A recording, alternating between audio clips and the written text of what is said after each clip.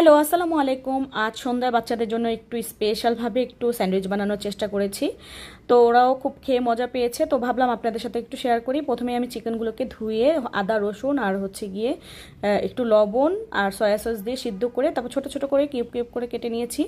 কেটে নিয়ে তারপর আমি এটাকে একটু হালকা তেলে লবণ আর গোলমরিচ দিয়ে হালকা টেলে নিব। তারপর ওই সময়ই আমি 2 চামচ পরিমাণ একটু ময়দা দিয়ে দিব, দিয়ে আবার টেলে নিব যাতে করে ময়দার গন্ধটা একেবারেই না থাকে। তারপর আমি এখানে 1 কাপ পরিমাণ লিকুইড দুধ দিয়ে দিব যাতে করে একটু ঠিক হয়।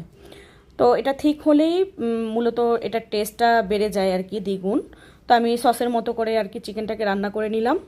তারপর এখানে আমার মেয়োনেজ বানানো ছিল হোমমেড। আমি অলওয়েজ হোমমেড মেয়োনেজটাই বাচ্চাদের খাওয়াই, সবসময় নর্মাল ফ্রিজে আমি সংরক্ষণ করে রাখি।